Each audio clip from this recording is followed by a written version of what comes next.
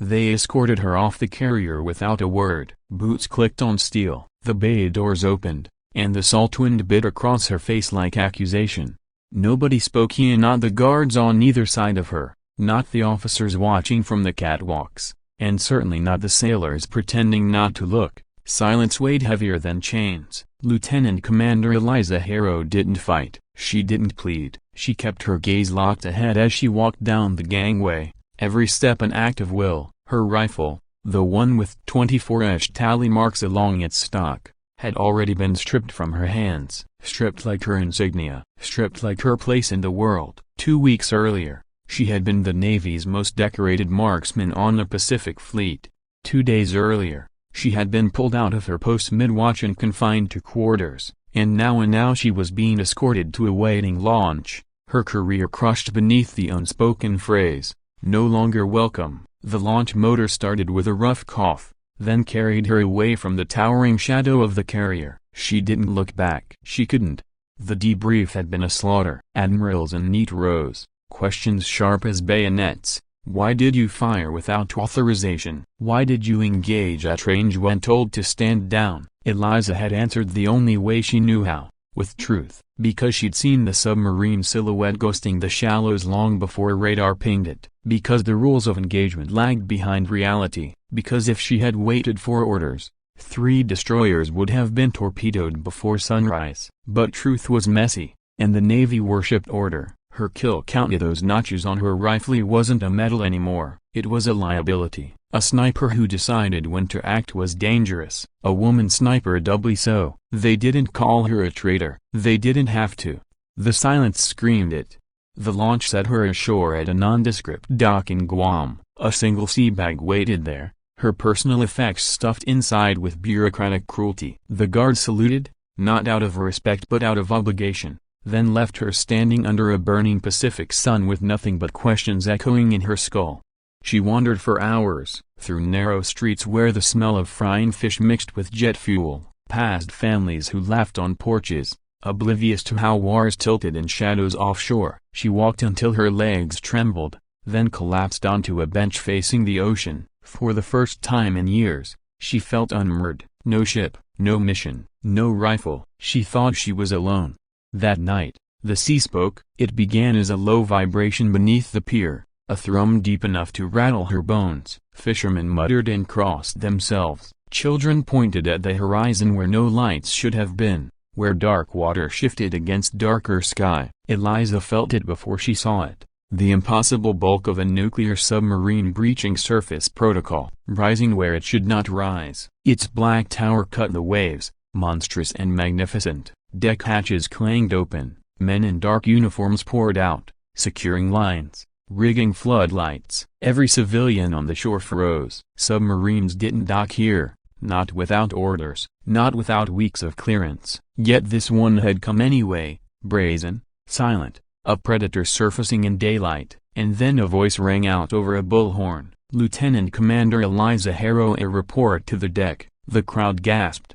She stood rooted to the pier, blood pounding in her ears. Every rational instinct screamed this was impossible. Submarines didn't break protocol for anyone, certainly not for a disgraced sniper stripped of command. But the voice called again, lower now, almost urgent. "Eliza Harrow, we need you." The words struck her like a shot. Need, not want, not request. Need. Her boots moved before her mind caught up, carrying her down the pier, across the gangway, onto steel that thrummed with restrained power. Sailors saluted as she passed. Not obligatory this time, respectful, almost desperate. On deck, the captain waited, a scar cut across his cheek like a map line, his uniform immaculate, his eyes storm dark. "Commander Harrow," he said. "Not lieutenant, not civilian, commander." "Welcome aboard."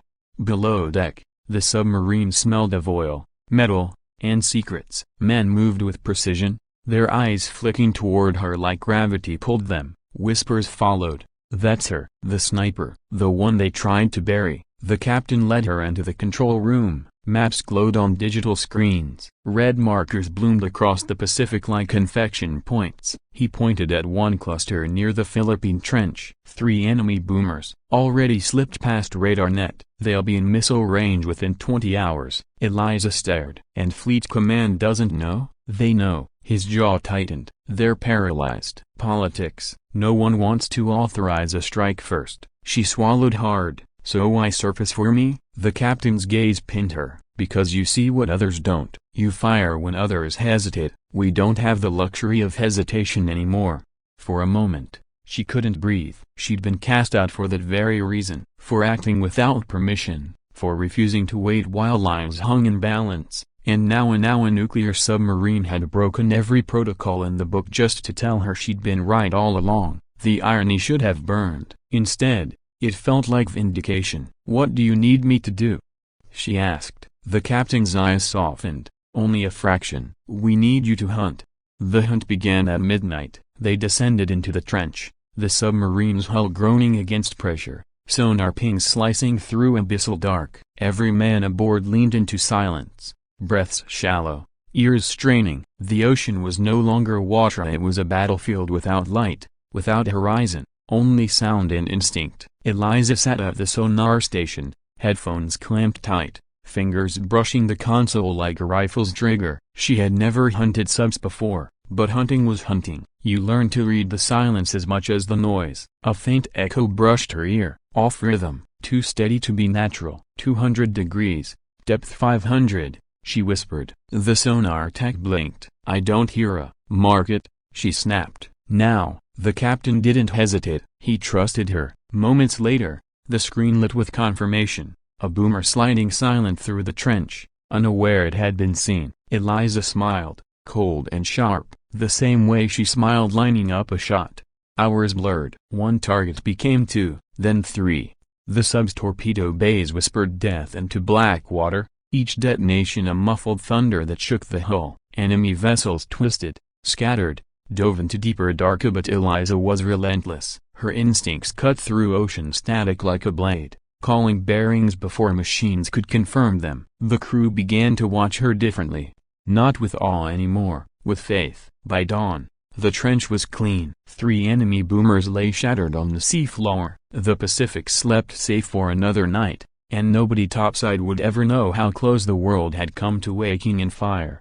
When it was over, Eliza stood on the deck again as the submarine surfaced beneath a blood-orange sunrise. Spray clung to her face, salt on salt. She looked east, toward the horizon where the carrier had cast her aside, and felt no bitterness. The captain joined her, hands clasped behind his back. You understand, he said, none of this will ever be in records. Officially, tonight never happened. She nodded. Story of my life. He studied her, then extended a small, worn case. Inside lay a single insignia pinning her rank. Restored. Stay with us, he said. Not an order, an invitation. Eliza closed the case, finger steady now. For the first time since her boots had clicked down that carrier gangway, she felt the weight of choice in her own hands. She glanced at the horizon, then at the dark water that had whispered her name. Where we're going, she said softly, you'll need more than a commander, you'll need a hunter. The captain's smile was thin, knowing. Then hunt with us. And as the submarine slipped beneath the waves once more, Eliza Harrow went with Ida, not disgraced, not discarded, but reborn. Not every war left room for heroes, but sometimes, the ocean itself chose one.